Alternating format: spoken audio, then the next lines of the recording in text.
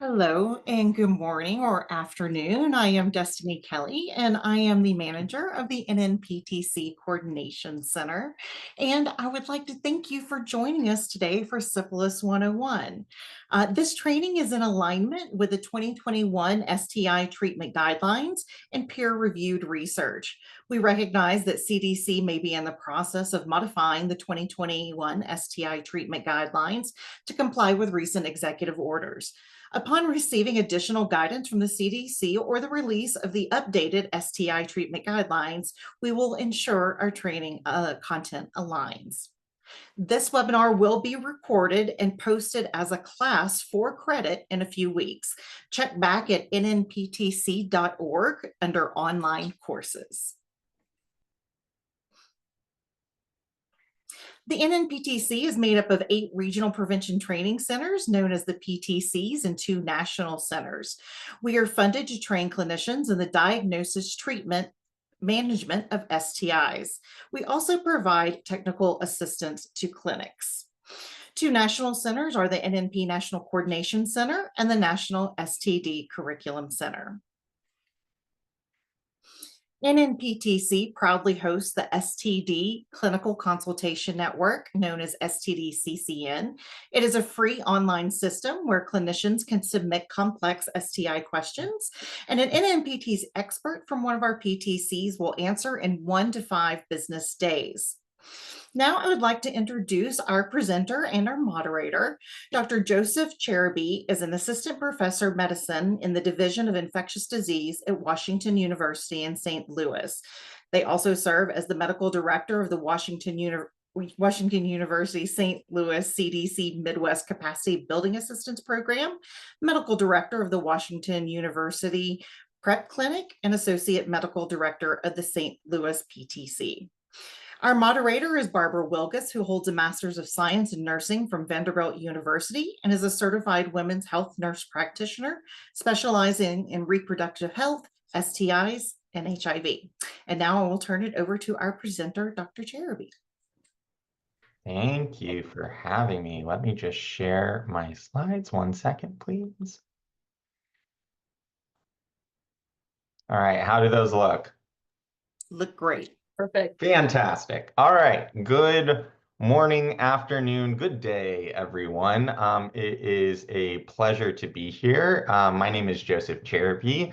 I am the medical director of the St. Louis STI HIV Prevention Training Center, and it brings me great joy to be able to share this lecture and to talk about one of my favorite bacteria on this planet. You can fight me, but to talk about syphilis. And so this talk is about the resurgence of syphilis and congenital syphilis and what we do now. There are no relevant disclosures for this lecture. And our objectives are to review the current epidemiology of syphilis and congenital syphilis, to understand the stages of syphilis and where diagnostic mistakes are made, to discuss treatment in the time of medication shortages, and to describe this endemic approach and why it may be essential to syphilis care. And just before we get started, I would like to say if anyone has any questions or anything like that, we will be monitoring the chat. I have my excellent, brilliant, wonderful moderator, that is Barb. So I'm very excited. And again, please don't hesitate to ask questions throughout. Let's get started with the state of syphilis. So this is the state of STIs report that comes out from the CDC every year. This is the 2023 report, meaning it's the most recent iteration. And as you can see, there are reports of 1.6 million cases of chlamydia, 601,319 cases of gonorrhea. We've seen some decreases in that field. But where we've seen continued increases is actually in syphilis and congenital syphilis. In syphilis, we've seen 209,253 cases, representing a 61% increase since 2019. And I'll show that in graph format in the future for those of you who are visual people. And then there have been 3,882 cases of congenital syphilis or syphilis amongst newborns, which is a 106% increase since 2019. That is an astronomical number. And I just want to bring this into context here, which is that we were near eradicating syphilis in this country in the early 2000s. In fact, there was a syphilis eradication task force from the CDC. And so we were at a point where we were near getting rid of syphilis from the United States completely. And since then, we've actually seen a continued increase. So I promised some graphs, and here are some graphs. These are the reported cases by stage and year in the United States from 2014 to 2023. As you can see, the majority of cases are unknown duration or late syphilis, and that coincides with a lot of our practices, with a lot of patients showing up typically without any symptoms or any history of being tested in the past. We also see that there's a lot of patients who are early non-primary, non-secondary, and also primary and secondary syphilis as well. This is the breakdown by women, by stage and year. And again, you can see that the majority are unknown duration or late. And this is amongst men. And so again, unknown duration or late is the most, followed by early non-primary, non-secondary syphilis, and primary and secondary syphilis. What I want to note here is that the increase amongst women has been steady, whereas there's been a slight decrease in the cases amongst men over the last year. I love this graph, and mainly because of how it breaks down certain disparities that we are seeing in healthcare and certain populations that are disproportionately affected. On the left, you can see the census of different race and ethnicity groups by the percentage of the population that they make up. So white individuals make up 58.4% of the US population, Hispanic and Latino or Latinx is 19.5%, and then Black African American individuals, 12.6%. And as you can see then, when we move to the right, is the percentage of reported cases of syphilis. And what you can see is that while the majority of the cases are still occurring amongst white individuals, you see that Black and African American individuals are disproportionately affected. While they make up only 12.6% of the US population, they represent 31.7% of cases of syphilis. Hispanic and Latina individuals are slightly disproportionately affected. While they represent 19.5%, they make up 20.7%. And in my mind, one of the biggest and most disproportionately affected populations is American Indian Alaskan Natives. You see them, they make up 0.7% of the US population, but they make up 2.7% of cases. This is the breakdown of syphilis cases by age groups. Individuals who are male have higher rates of syphilis compared to females.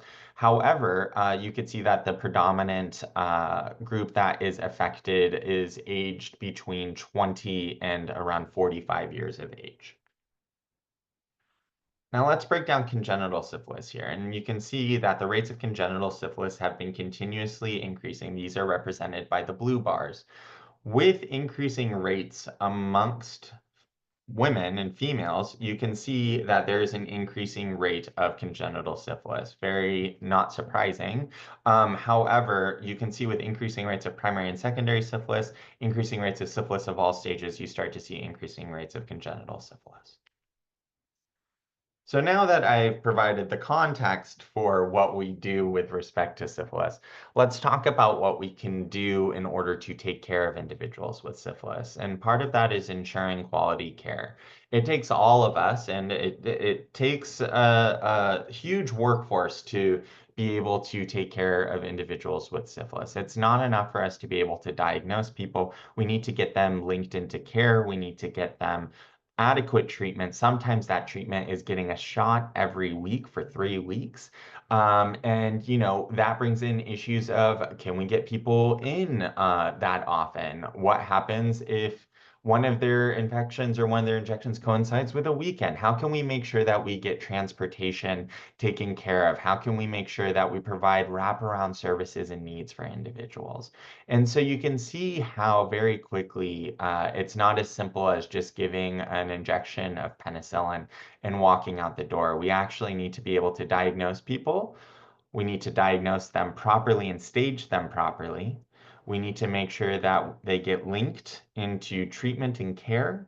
And we need to make sure that their partners are also tested and treated as well, emphasizing the work of clinicians, nurses, MAs, laboratory technicians, our DIS folks and individuals, and overall local health departments as well that house a lot of these individuals. So all of these different components play a role, and I'm sure many of you on this call represent a wide variety of different professions in the field, but I just want to acknowledge it takes all of you to be able to ensure quality care. So without further ado, let us share the syphilis treatment guidelines according to the most recent iteration of the CDC STI treatment guidelines. For those of you who are unaware, and I hope many of you are already aware of this, there is also the STI treatment guideline app that is updated regularly and provides the most up-to-date information with respect to screening, treatment, also advice on how to take a good sexual history and other clinical tools as well. These are the updates to the CDC STI screening guidelines, and you can see it's broken down by women, pregnant women, men who have sex with women, men who have sex with men, transgender and gender diverse persons, and persons with HIV.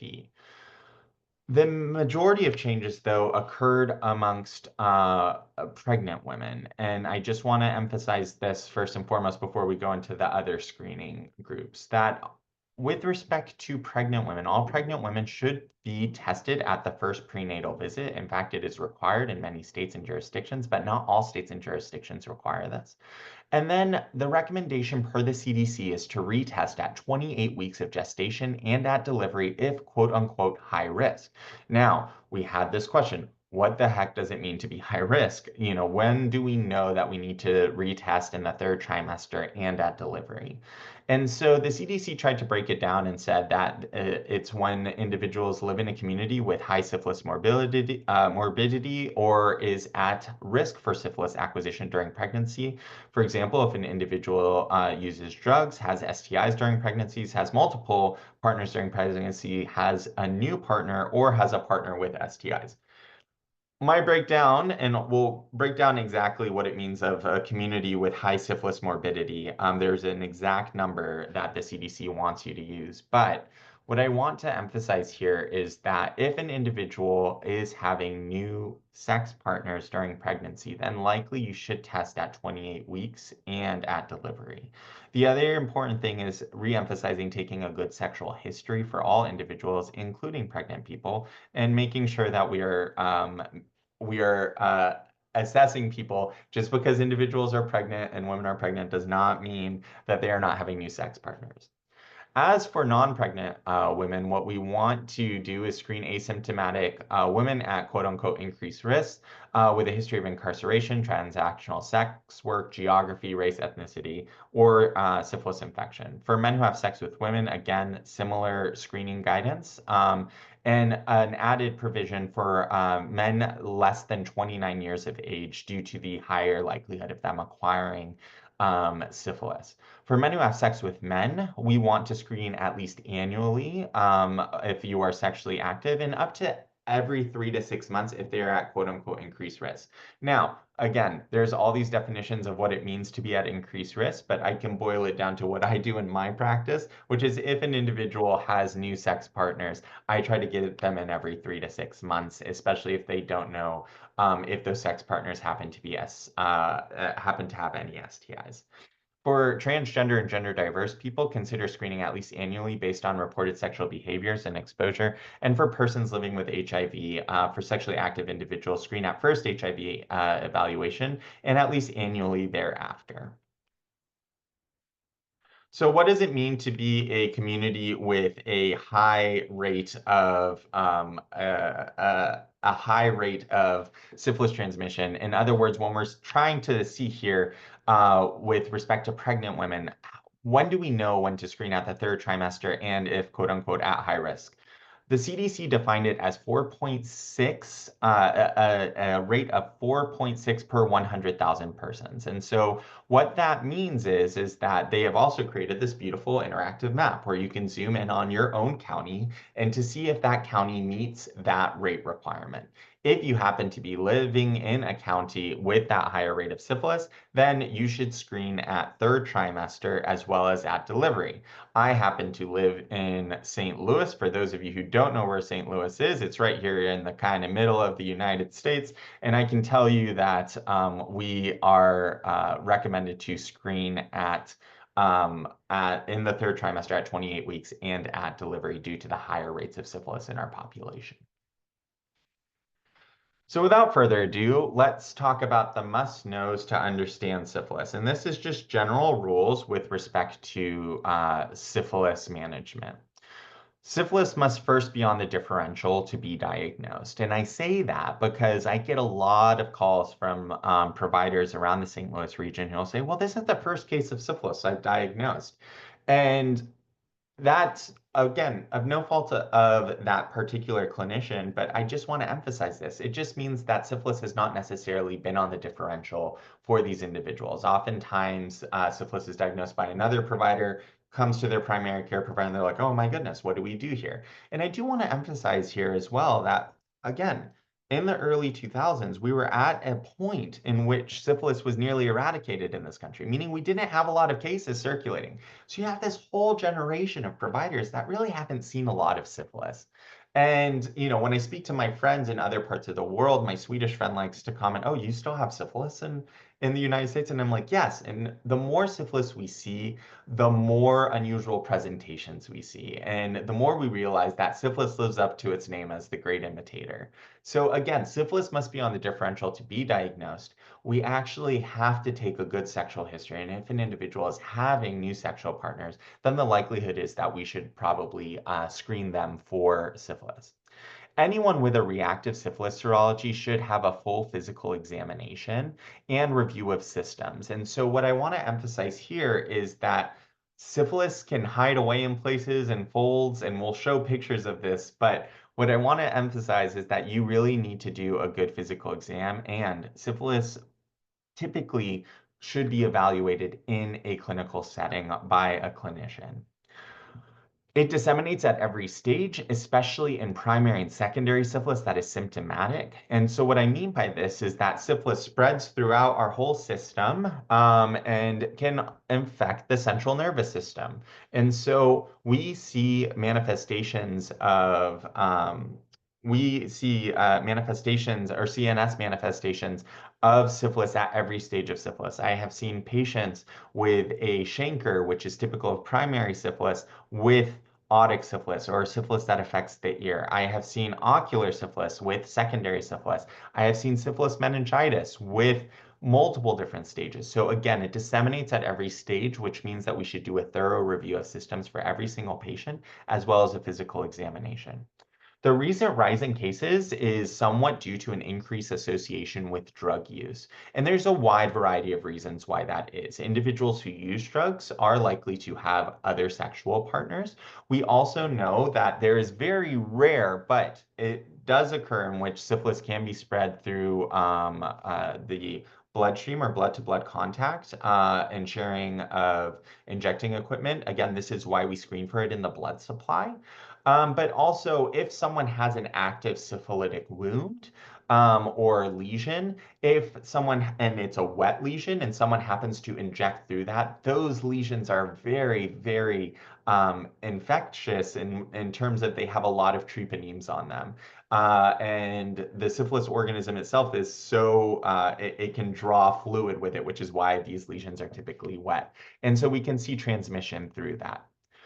So if you take anything from this talk, please hear me when I say this. Two things that every patient with syphilis needs. They need a thorough neuro review of systems. And so what that means is that they should go through the whole neuro review of systems. What I typically say, are you having any headaches? Are you having any vision changes?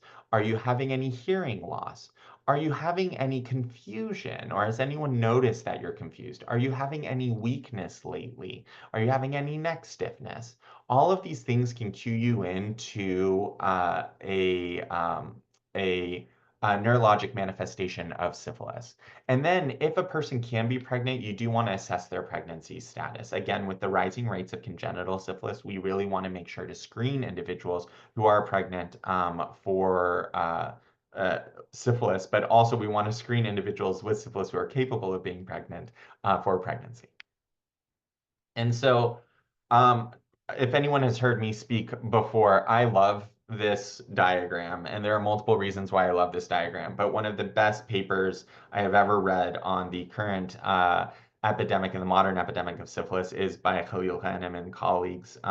One of my favorite people, also a member of the Baltimore Prevention Training Center, represent. So very exciting. But this article is fantastic. It is a great read, but this diagram really shows the various different stages of syphilis and how syphilis can manifest itself.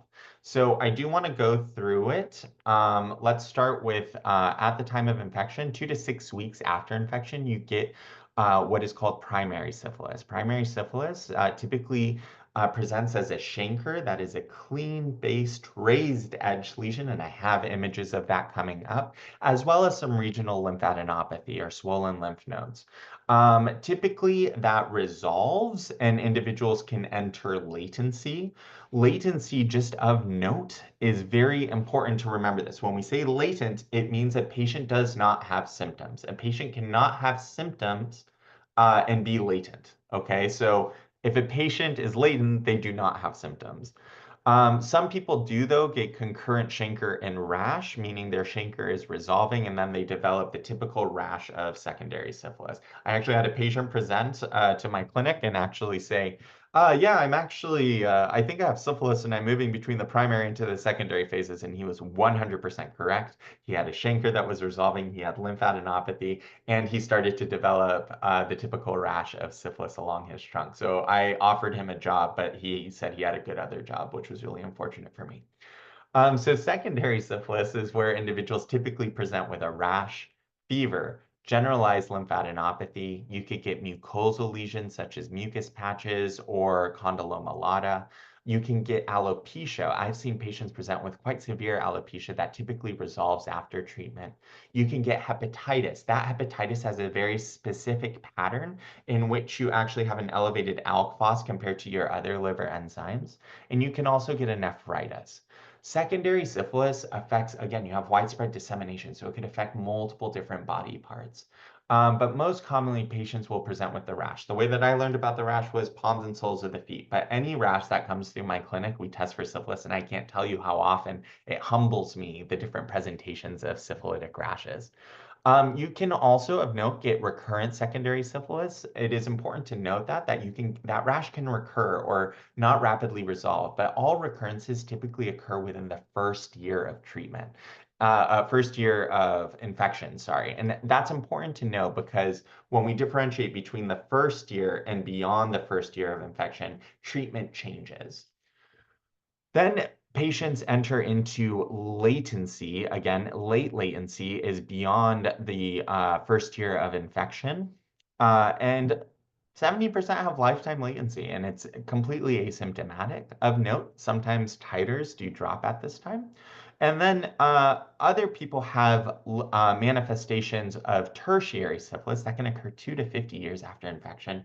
Typically, this is where you see the gummas, the cardiovascular syphilis, and that aortitis. You have really bad ocular and otic syphilis, and you have late neurosyphilis with meningovascular disease, as well as the stuff that we learned about in our medical books, the general paresis, the tabes dorsalis, which affects the posterior columns and makes you unstable, the Argyll-Robinson pupil, etc. Oftentimes, tertiary syphilis is the stuff that we see in the history books of, gummatous diseases basically eating away at people's faces or bones. And so, again, largely destructive lesions. Now, I want to emphasize here that 40% of individuals do have CNS invasion at the time of infection. And this is why we need to do a thorough neuro review of systems. Again, it can affect the nervous system at any phase of infection. And so you can get symptomatic early neurosyphilis with meningeal syphilis or meningovascular syphilis. I always say a young person who happens to have a stroke really should be screened for syphilis because of that meningovascular disease that increases the likelihood of you getting blood clots. You can also see ocular and otic manifestations, and again, can present at any stage, and also of note, can affect any part of the eye. And with hearing, it's usually associated with hearing loss, some tinnitus, and very rarely, if it continues forward, can be vestibular manifestations of imbalance. So I do want to say that the key points off to the right, ocular and otic syphilis can occur at any stage of syphilis. Without treatment, secondary syphilis can be recurrent. You really want to work with your disease intervention specialist or your DIS folks, as well as the health department, to review the patient's history, especially with respect to past history of testing. That is really important for us to be able to differentiate between early latent and late latent syphilis. Again, the treatment differs beyond that first year of infection. And then consult DIS and infectious diseases colleagues to help stage correctly. And I will say the majority of the consults we get on STD-CCN, which Destiny had mentioned at the beginning, are about staging syphilis. And one of my favorite questions to get, and again, it is something that we are very accustomed to answering and very happy to help with. Now, for the most frustrating part of my talk, which is the syphilis testing. And the reason why I say that this is frustrating is oftentimes syphilis testing can be very confusing to people. And again, it is the most commonly requested consult for us.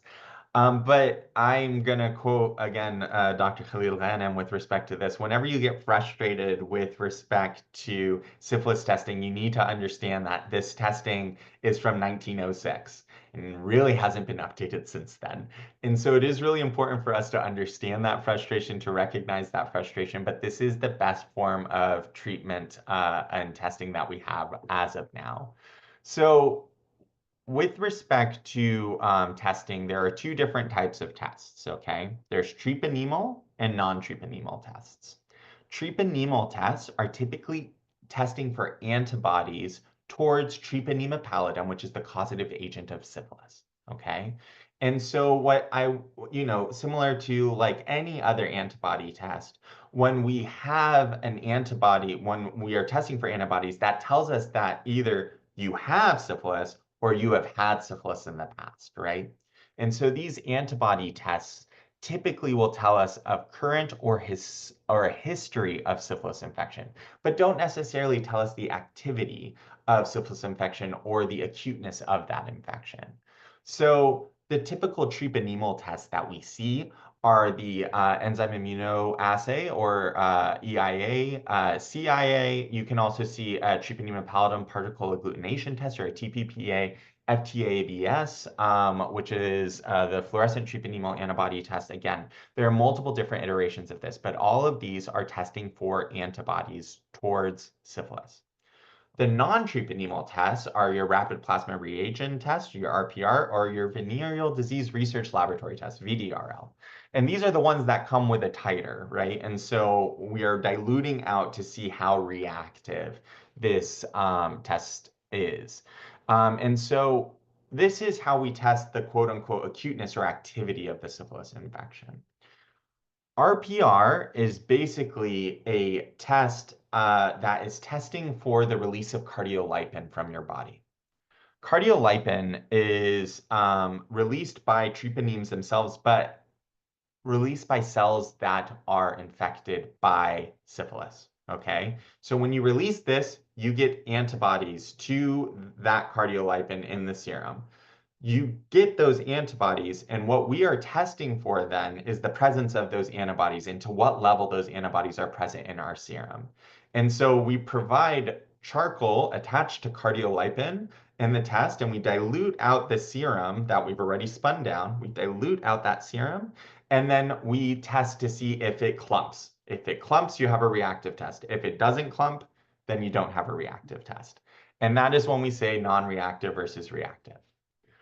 Again, this is all from the 1900s, and so it is very, very confusing to people. But I'm going to try to break it down for you all as I just did in terms of our traditional and reverse sequence algorithms as well. These are both the algorithms that are recommended by the CDC.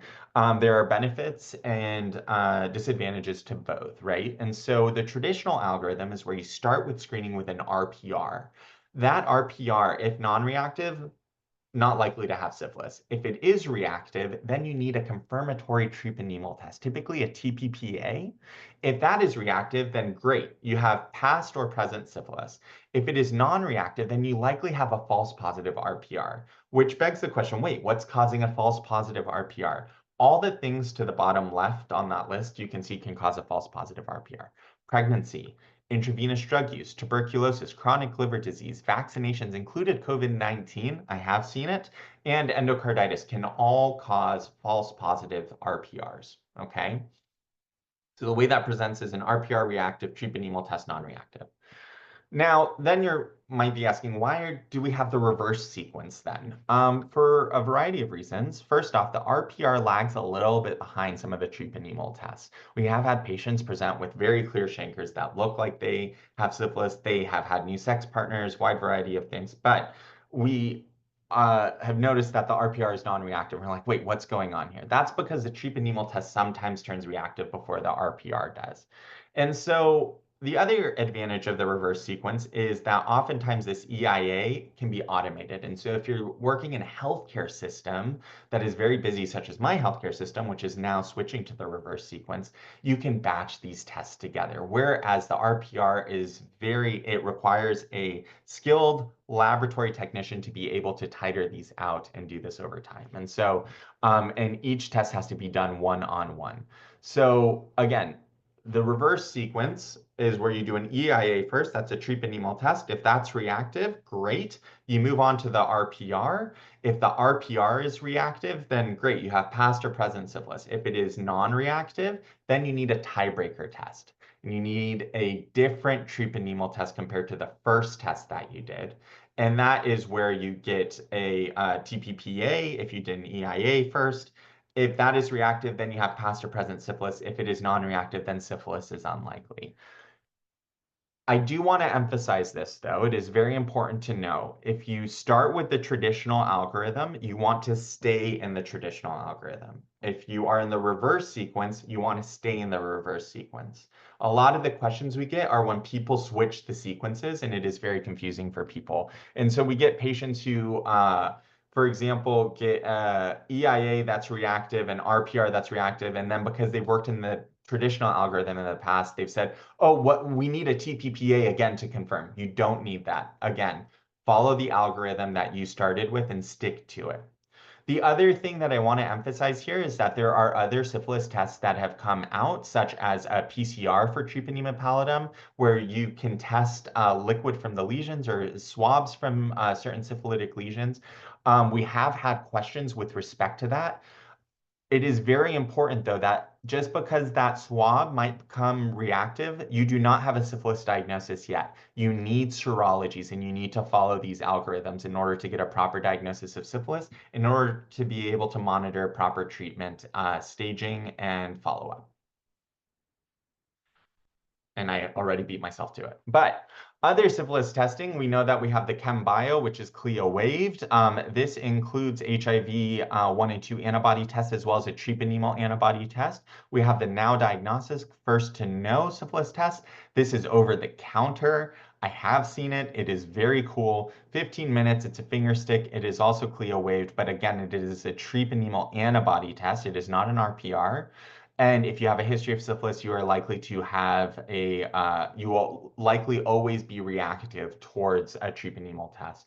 And then the Diagnostics Direct Syphilis Health Check, also CLIA waived, 10 minutes finger stick. And just a reminder, if you do a treponemal PCR, you still need serologies. All right.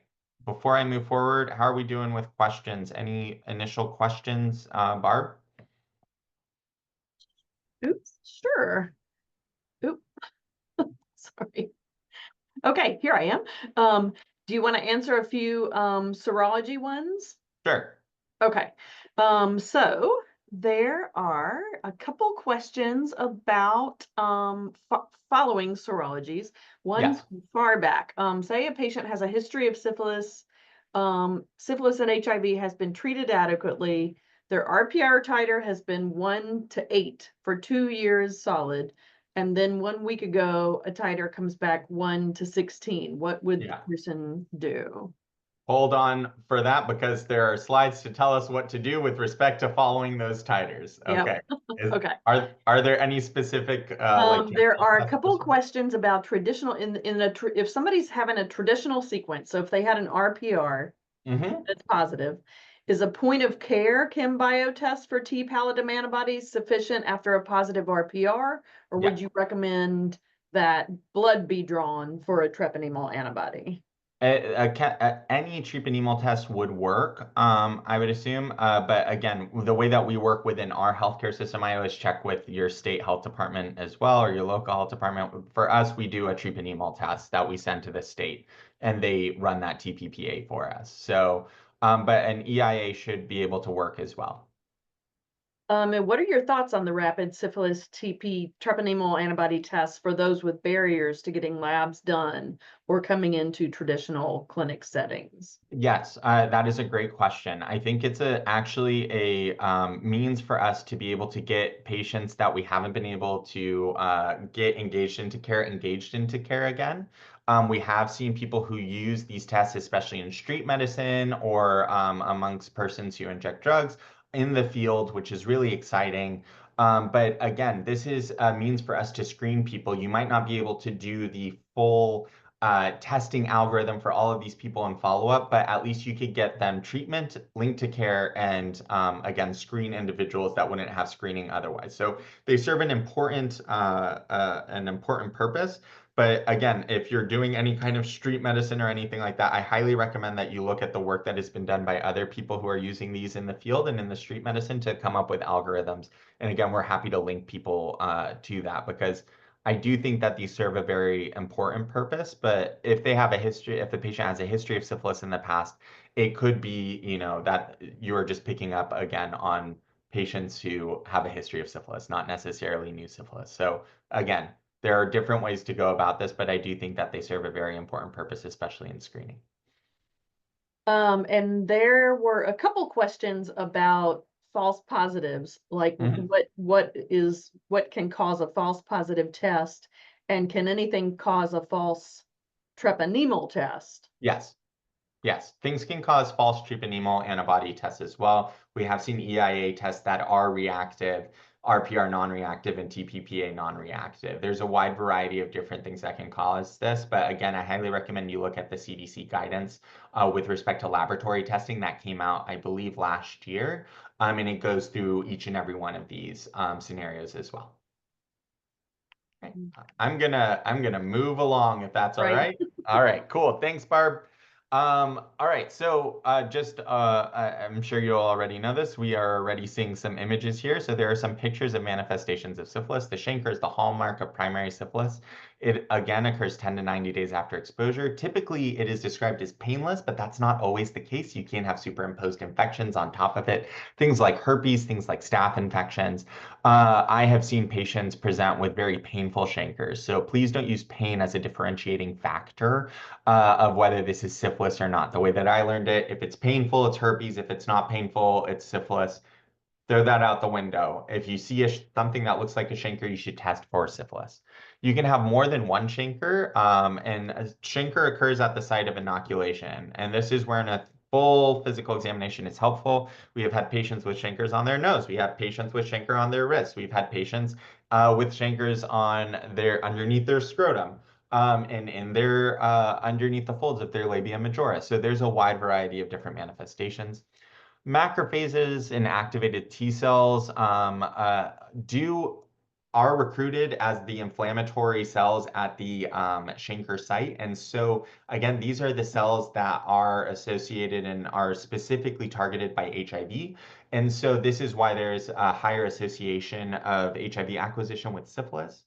And then atypical presentations are more common, again, painful chancres, condyloma lata, et cetera, and we'll show examples of that. So You can see to the left, that is a typical chancre, clean base, raised edges. You can see on the top center that there are multiple different chancres. And on the bottom center, you can see how that chancre is kind of hiding underneath the, within the vulva and behind one of the labia. And then also, rectal lesions can occur. So for this reason, many people who are having receptive anal or vaginal intercourse oftentimes will present with secondary syphilis because the chancre goes unnoticed. And then there's this common philosophy of if it doesn't hurt, I don't need to go see a doctor. Again, this is why a lot of patients present more in secondary stages.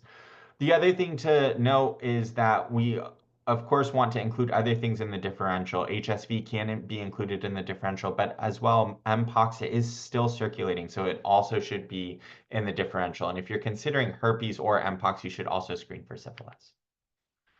For secondary syphilis, you can see that there are these really, the lesions on the top, you can see are quite typical on the palms and soles of the feet. They're quite scaly, pretty dry. But again, you can have widespread rash. I typically see rashes on the torso or on the back. You can also see some pretty interesting manifestations of this. I do Google syphilitic rashes whenever I have patients or trainees, and it's quite entertaining. You can also have headache, lymphadenopathy. The rash ultimately resolves, but the infection is lifelong without treatment. You can also see condyloma lata, which is that middle right image. That is you can see the lesions are very wet, and those lesions are teeming with treponeme. So they draw a lot of fluid, and patients will often say, I'm having discharge. So please, first off, don't touch any of these lesions without a glove. We oftentimes get consults about that. Please don't touch without a glove. You can contract syphilis from that. And again, if you want to include broader things in your differential as well, making sure to always include Mpox as well as HSV in your differential. This is the early neurologic clinical manifestations of syphilis. Again, we really want to emphasize the need to screen for neurologic, visual, and auditory signs of syphilis in patients that are at an increased likelihood of neurosyphilis. Those include individuals living with HIV. And so you want to screen for neurologic, visual, auditory complaints. Again, headaches, vision changes, hearing loss at the bare minimum. You want a careful neurological exam, including evaluation of all cranial nerves for patients with reactive non-treponemal and treponemal serologies. I always actually send patients to ophthalmologist or an optometrist to kind of look if I'm concerned about signs of ocular syphilis. It's not necessarily like an emergency. Again, I want to get people in rapidly, but it's not like you have to go to the emergency department right now. But the important thing is that this is a reversible cause of vision changes and hearing loss. So we want patients to get evaluated. And again, ophthalmologists and optometrists are very, very attuned to looking for syphilis in the eye. And you want to evaluate and manage patients with syphilis and otologic symptoms or ears in collaboration with an ENT doctor as well. So I'm going to breeze by this case because we have other cases that are coming up in different talks, and we have some challenging cases on the next iteration of this. But with respect to the treatment of syphilis, I do want to emphasize this. The goal is to treat with penicillin, and if in doubt, penicillin. IM penicillin, G-benzathine, should always be used as a first-line therapy. Doxycycline, which we oftentimes get questions about, is used only if there's a true penicillin allergy. And when I'm talking about true penicillin allergy, I'm not talking about, oh, well, I was told when I was a kid I had a penicillin allergy, or I just don't feel comfortable with penicillin. I feel like, no, true penicillin anaphylactic reaction. Swollen throat, hard breathing, all of these things are true penicillin allergies. And again, we really want to emphasize the use of penicillin in our first-line treatment when able to. Now, you're going to tell me, Dr. Cherby, there was a shortage of penicillin. What are you talking about? What did we do then? We did use doxycycline in that scenario, but again, this is only for non-pregnant individuals. For pregnant people, we were keeping the IM penicillin available And then for ophtho and otic syphilis, you really want to make sure to use IV penicillin for 2 weeks. Azithromycin should not be used. I know that there were some people looking into whether azithromycin can be used, especially when we were dealing with medication shortages, but nearly all treponema pallidum in the US and globally is resistant to azithromycin. There is no new data to warrant a change in treatment recommendation, and our goal should be to follow patients for at least 12 to 24 months, depending on their stage, to see if there's a serologic response. And I'll show what that means on the upcoming slide. But hear me when I say this, it's a waiting game, y'all. So you need to wait at least 12 months for early syphilis. You need to wait at least 24 months in cases of syphilis of unknown duration or late syphilis, or if a person has HIV. And you might not see a fourfold decline in titers if the titer is less than 1 to 4. So what that means is that the treatment differs depending on the stage of syphilis. For early syphilis, being primary, secondary, or early latent that we know occurred within the last year, as in they had testing within the last year, you will use 1 shot of 2.4 million units of benzathine penicillin G. For late syphilis or syphilis of unknown duration, you'll use 3 shots, 3 times 2.4 million units once a week, every week for 3 weeks. That is also for syphilis of unknown duration. In other words, when patients are latent, no symptoms whatsoever, and haven't had a history of syphilis testing in the past, we will use those 3 shots. For CNS manifestations, we will use 10 to 14 days of IV penicillin. You want IV penicillin because it's able to penetrate the blood-brain barrier better than those IM shots. So who must be treated with bicillin? Pregnant people. There are no alternative treatments. And neurosyphilis, all of the alternatives for treating neurosyphilis have very little evidence of efficacy. We oftentimes get questions about, okay, but like I've seen this study on doxycycline, or I've seen this study on amoxicillin, or I've seen this study on ceftriaxone. These are all small observational studies. Until a clinical trial is done comparing, we don't feel confident in those ability to treat. And if we can treat with penicillin, you should treat with penicillin. So I've mentioned serologic response. What does that mean? This is where you get your multiplication table out in your head, because again, what you want is a rules of 4. 4-fold increase, new infection. 4-fold decrease is cure. And failure is where you have not achieved a 4-fold decline. And I'm going to ask again, how long do you have to wait to see that 4-fold decline? 12 months for early syphilis, 24 months for late syphilis or individuals living with HIV.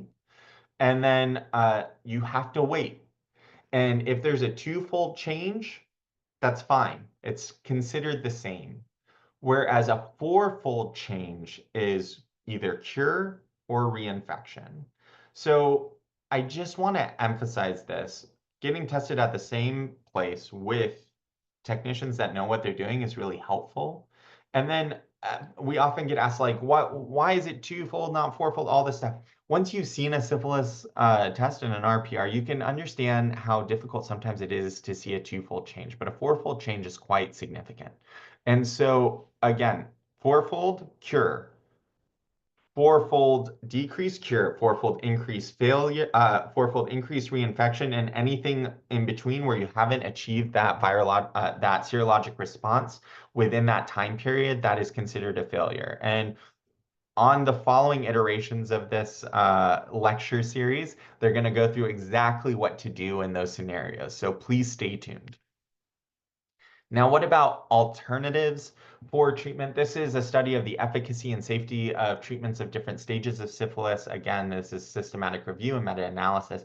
You can see doxycycline versus penicillin. Doxycycline is quite effective. And this is why we allow for doxycycline to be used only in cases of true penicillin allergy or medication shortage.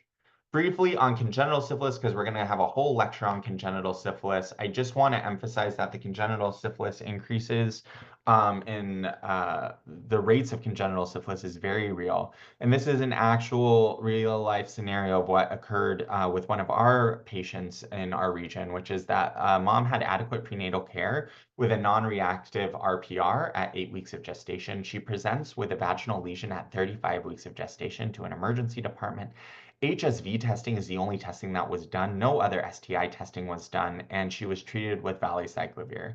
She presented in labor at 37 weeks. There was no RPR done at delivery. The baby has a workup at 5 months for slow weight gain and developmental delay. And hip x-rays indicate that there are periosteal abnormalities and congenital syphilis is diagnosed. So I bring that up just to emphasize the very real effect of not screening properly and not having syphilis within the differential for lesions that very clearly could also be syphilis beyond just HSV. So primary and secondary syphilis rates, the male to female ratio is shifting, whereas a lot of the cases of syphilis primarily were amongst men who have sex with men. We are also seeing increasing rates in women. And just to emphasize that a lot of these populations interact with one another, we like to put patients into a specific categorical box, but oftentimes they interact with each other in sexual networks beyond that box. And this is the rate of congenital syphilis in each state as of 2021. And I'm right there in Missouri, and you can see we have quite high rates. And it predominantly affects places on the West Coast, the South, and the Midwest. So the primary means of congenital syphilis prevention is screening. We want to screen all persons in early pregnancy, and again, screen twice at the third trimester in those areas where individuals, in those jurisdictions where there are higher rates of congenital syphilis diagnosis. Of note, we also want to make sure to ensure quality care. We want access to packaged STI testing for people of childbearing potential. Chlamydia, gonorrhea, syphilis, HIV, we want to make sure that we are including these all packaged together. Counseling pregnant people on STI prevention, especially in the latter half of pregnancy, considering HSV and syphilis. Do not forget syphilis can occur in pregnancy, and patients can have new sexual partners during pregnancy as well. And then go to the CDC STI treatment guidelines for diagnosing and classifying congenital syphilis. Again, we're going to have a whole talk about this, including cases. So I just wanted to provide a general overview. This is what, there are 4 scenarios that are included in the congenital syphilis guidelines. This is how they appear. Again, this is how you would diagnose, the recommended evaluation, and the recommended treatment. And there are 4 different scenarios, being confirmed or proven, high probable, possible, unlikely, and least likely. For management of syphilis in pregnancy, our goal is to obtain previous treatment history to help in management. This is where working with DIS is very important. Management is the same as non-pregnant people. Very important to emphasize that. There are no alternatives to IM bicillin or benzathine penicillin G. So if there's a penicillin allergy, you have to desensitize the patient. And we've had patients have delay of care due to their inability to get into an allergy office or clinic. If there's any worry about delay, you really should admit the patient and have them be seen by allergy inpatient and desensitized inpatient. For primary, secondary, early syphilis, some give an additional IM dose 1 week after treatment, and that is perfectly permissible per the guidelines. So overall, there'd be 2 doses. The goal is 7 days between each dose if they have multiple doses. The maximum amount of time that you can allow between doses is 9 days. If they go beyond 9 days, you have to restart the treatment regimen. So again, if they are pregnant, ideally you want every 7 days to get that dose. If they go beyond 9 days between doses, you have to restart the whole treatment regimen. Whereas for people who are not pregnant, you have up to 14 days to get in between doses. Ultrasound is used to monitor the second half of pregnancy, but should not delay treatment. And for patients with early syphilis or high titers, the Jerich's-Herxheimer reaction can occur and can cause some mother and fetal distress. So it is really important to advise on that. And you want to recheck the RPR at 8 weeks after treatment. Typically, we recheck it at 3 months after treatment for non-pregnant individuals, 3 to 6 months. However, for pregnant individuals, you really want to make sure that you get rechecked at 8 weeks and you have a time limit in which you want to get treatment. You want treatment to at least be initiated 30 days before delivery. Beyond demographics, here are some of the themes that we have seen emerge. This is from one of my colleagues here at WashU who did an excellent review of patients with congenital syphilis. And what we can see here is that patients have with congenital syphilis are more likely to have limited prenatal care, interactions with the prison system, housing instability, intimate partner violence, unemployment, substance use, sex work or trafficking, and involvement of the Department of Child and Family Services. So a syndemic approach is needed for all syphilis care, but especially congenital syphilis care. We need team management with DIS, clinicians, community health workers. We need to assess for social vulnerabilities and learn from programs that are doing work in adjacent areas, collaborate, involve community, and always address prevention and stigma. And with that, just a reminder, STD-CCN is available free. Consult network, it is free, it is fast. We give answers within the time period that you all allot. And did I mention it's free, which is great. So please don't hesitate to reach out. One of the people within the prevention training centers will provide you with their expert knowledge. And that is all I have. I'm going to exit and stop share and see your lovely faces and see if anyone has any questions. Oh, there are so many questions. I have 5 minutes to answer all of them. So I'm going to try to kind of group them into themes. One, there were lots of questions about biologic false positives and why, like why pregnancy or why other medical conditions might cause biologic false positives. And just to clarify for everyone, the biologic false positive is when it's a positive RPR, non-treponemal test, and a negative treponemal test.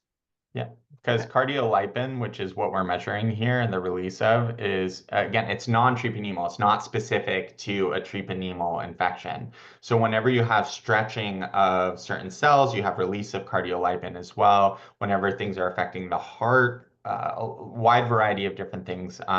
If you have swollen lymph nodes, if you have an immune reaction, you have release of cardiolipin. So oftentimes these things can cause a false positive. The important thing as well is, I mean, I have seen false positives as high as I think the highest I've seen is 1 to 64, and that was very uncomfortable for us. But typically these are very low titers that you will see the false positive. There are lots of questions about the reverse algorithm when a treponemal test is positive. Yep. And then an RPR is non-reactive. So say somebody has a chem bio, they draw their RPR, the RPR is non-reactive. So if it's non-reactive, then you need a tiebreaker treponemal test. Typically, we'll do the TPPA. If that is reactive, then you likely have to treat for syphilis. And so it is important to remember titers decline over time. And so sometimes patients may have syphilis, but their RPR may be non-reactive. And so it is important for us to, if you have 2 treponemal tests that are reactive, RPR that is non-reactive, and this patient doesn't have a history of syphilis or being treated for syphilis in the past, then this is likely syphilis.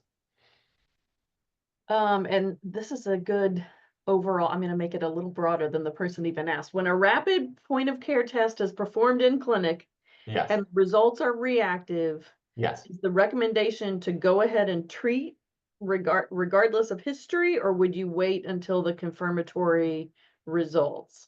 It's up to you. If you have the patient there, oftentimes it's best to treat just to, again, decrease the barrier to care.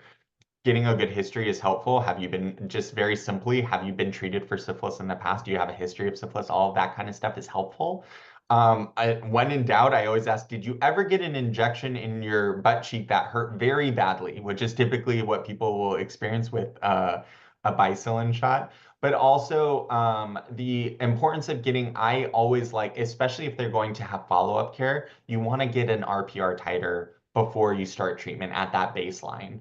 That way you can follow and trend. If they're in clinic, I will draw an RPR just so that we can see what their baseline RPR is and then treat accordingly. And I go over this with my patients. Sometimes if they have a treponema test that is positive, I go over what the algorithm will look like if the RPR becomes non-reactive. I also go over, we could treat you now, we could wait to treat you. If we treat you now, we may be going overboard. If we wait to treat you, you'll have to come back in. You go over all of these scenarios, but the important thing is working with the patient and having that discussion with them. Would you do sensitivity testing before treating with penicillin when somebody says childhood sensitivity, or just treat and monitor for anaphylaxis? I will typically ask about if they've ever taken amoxicillin before. I also emphasize that childhood allergies, the solvents have changed over time. And so if you had a childhood allergy to penicillin, the penicillin we use now is not the same penicillin. And I can tell you the amount of times we've had an anaphylactic reaction in our STI clinic is a big old 0. But we have EpiPens right then and there. And so, again, we have this discussion with the patient and try to make it as comfortable for them as possible. This is an interesting one. If a patient has one patient has primary syphilis, diagnosed, treated, partner comes in, they are asymptomatic, and they test positive for syphilis. What would you consider this person B? Would you consider them primary because the partner is primary, or would you consider them latent syphilis and stage them accordingly since you don't know if the partner is the source? I would stage them probably accordingly per what they are. However, I do want to emphasize this as well. The more common thing that we see is someone tests positive, let's say they have primary syphilis, and then their partner tests and their test is non-reactive. You want to treat the partner as an exposure. And people say, but the RPR was that. No, I don't care. There was an exposure. You want to treat the exposure, and it is important to do so because, again, sometimes that RPR may decline over time. They might be non-reactive now. They might have been reactive before. There's so many different scenarios and algorithms. Treat exposures and true exposures as an exposure regardless of what the RPR is. And I want to ask Destiny really quickly because there are many more questions. Do we have a way to let Dr. Cheruby just answer them and send them?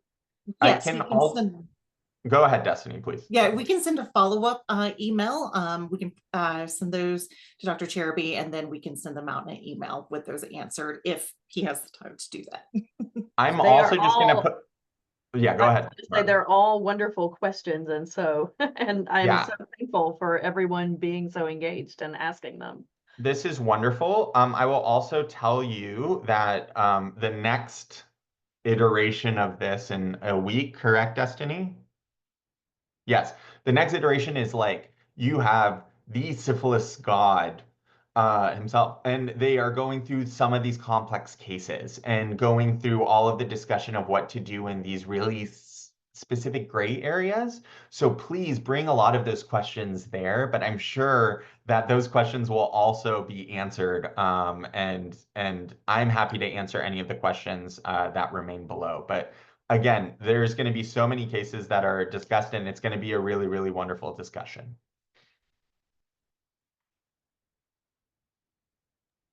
Thank you both so very much. I'm just going to put up this last slide here.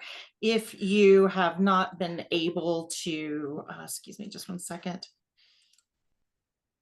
To register, here is a QR code for Syphilis 201, congenital syphilis and syphilis in pregnancy. Those are on 2 different dates. Syphilis 201 is next Wednesday, the 19th. Congenital syphilis and syphilis in pregnancy is the following Wednesday, I believe the 26th.